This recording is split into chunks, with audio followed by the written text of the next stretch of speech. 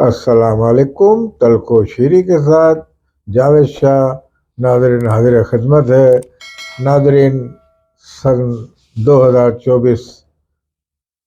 ختم ہونے والا ہے اور اس کو الوداع کہیں گے ہم، اور نئے سال 2025 میں آئندہ ویلاگ ہم بنائیں گے۔ آئندہ ویلاگ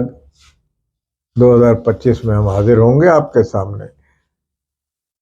2024 میں کیا کھویا، کیا پایا، اور 2025 میں کیا امکانات ہیں، کیا ہونے والا ہے، اس پہ ہم کچھ مختصر سا جائزہ پیش کریں گے۔ 2024 تو صرف دنیا میں لڑائی جھگڑے میں گزرا، تمام ملکوں کے حالات، سرحدوں کے حالات خراب ہی رہے۔ عالمی تناظر میں بھی دیکھیں تو شرق وسطیٰ اور شام اور اپنا لبنان اور فلسطین، اور یہاں ظلم و بربریت کا بازار اسرائیل بمباری کرتا رہا، معصوم لوگوں کی جانوں سے کھیلتا رہا، اور وہاں ایک خوریزی کی فضا پھیلی ہوئی تھی۔ اسی طریقے سے اس کا انجام کیا ہوا وہ بھی دنیا نے دیکھا، اور تمام یعنی کہ تبدیلی امریکہ میں بھی آ گئی۔ امریکہ میں جو بائیڈن کے بعد اب جنوری میں ٹرمپ حلف اٹھائیں گے۔ اسی طریقے سے پاکستان کے اندر میں کچھ صورتحال زیادہ بہتر نہیں رہی، حالانکہ موجودہ حکومت جو نون لیگ کی حکومت ہے، اس نے کافی ملک کو استحکام دینے کی کوشش کی، تمام تر برے حالات میں، اور تمام تر الزامات اور تمام تر اپنے ساکھ کو نقصان پہنچا کر بھی، مگر پھر بھی پائیدار حکومت قائم نہ ہو سکی، کیونکہ عوام کو سکون نہیں مل سکا۔ عوام مہنگائی کی چکی میں پستی رہی، اور عوام کو ہر چیز مہنگی ملی، اور ٹیکس اور میں تمام چیزوں میں اضافہ ہوتا گیا، اس کے باعث گرانی بڑھتی رہی، اور مطلب تمام جو ریٹ تھے بجلی کے، گیس کے، تمام ہائی سے ہائی ہوتے رہے، اور جو ہو سکتا تھا غریب عوام کو پریشان کرنے کا،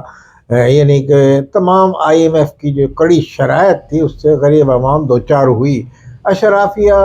پھر بھی محفوظ رہی۔ بہرحال یہ جو تلخ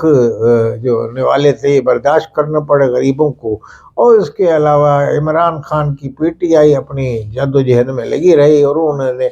2 مرتبہ اپنے مظاہرے کیے، اور 2 مظاہرے ان کے ناکام رہے۔ ناکام اس بنیاد پہ کہیں گے کہ نہ عمران خان باہر آئے، نہ ان کا کوئی مظاہرہ کامیاب رہا اس سطح پہ کہ وہ اپنے مطالبات منوا کے اٹھتے، تو مگر عدم استحکام سے وہ بھی دوچار کرتے رہے۔ آنے والے دنوں میں اب انہوں نے ایک آخری کارڈ کھیلنا ہے، اور آخری کارڈ میں ان کو اب امید ہو چلی ہے ٹرمپ انتظامیہ سے، جو آنے والے ٹرمپ انتظامیہ جو ان کی مسلسل حمایت بھی کر رہا ہے، ان کا یعنی کہ خصوصی جو ٹرمپ کا نمائندہ ہے گرینیل، اور اس کے علاوہ کافی بیانات بھی ایسے آ چکے ہیں، جبکہ ابھی حلف نہیں اٹھایا ان لوگوں نے، تو اس امید ہو چلی ہے عمران خان کو اس ملک سے، امریکہ سے، جس کو وہ یہ کہتے تھے کہ میری حکومت گرانے میں امریکہ کا ہاتھ ہے، تو اب وہی امریکہ ان کی حکومت کو یا ان کو جیل سے باہر نکالے گا یا بحال کروائے گا۔ ٹرمپ کے لوگ ہی کروائیں گے، یعنی کہ ٹرمپ انتظامیہ جو آئے گی تو اس کو یہ امید ہو چلی ہے۔ اور ٹرمپ انتظامیہ نے سے پہلے جو بائیڈن نے بھی جاتے جاتے پاکستان پہ کچھ میزائل ٹیکنالوجی پہ کچھ پابندیاں سے لیٹر بھیج دیے پابندیوں کے، جس سے پاکستان کو یعنی کہ ایک پریشر میں لانے کی کوشش کی گئی ہے۔ اب اسی کو ٹرمپ آگے بڑھاتے ہیں، تو ٹرمپ سے بھی امید ہو چلی ہے عمران خان کو۔ عمران خان کا آنے والا دنوں میں یہ ہو سکتا ہے کہ عمران خان کو باہر کر دیا جائے، مطلب باہر سے مراد رہا کر دیا جائے، مگر رہا ہونے کے بعد اگر انہوں نے اسی نہج پہ قائم رہے، وہ اسی اس پہ ڈگر پہ جو ان کی ہے کہ وہی دھرنے وہی ہڑتال، تو دوبارہ مقدمات قائم کرتے ہوئے دیر نہیں لگتی، اور دوبارہ ان کو اندر کرتے ہوئے بھی دیر نہیں لگے گی جیل میں۔ کہنے کا مقصد یہ ہے کہ پاکستان میں اب یہ جو حکومت ہے، موجودہ حکومت، اس کو جاری رکھا جائے گا، کیونکہ موجودہ حکومت کو بڑی مشکل سے تمام جو پاکستان کے مضبوط ادارے ہیں، مقتدر حلقے ہیں، اسٹیبلشمنٹ ہیں، انہوں نے مضبوط یعنی کہ جو پٹری پہ چلایا ہے، اور اب وہ چل پڑی ہے۔ اور اس وقت آپ اگر اعداد و شمار کے جو ماہرین معیشت کے وہ بتا رہے ہیں کہ اس وقت ہماری معیشت کافی مستحکم ہے، اور کافی یعنی کہ یہ تک کہا گیا ہے کہ جس دن عمران خان کی کوئی رہائی کا مسئلہ آتا ہے سامنے یا کوئی ایسی خبر آتی ہے تو اسٹاک ایکسچینج کی پوزیشن نیچے ہو جاتی ہے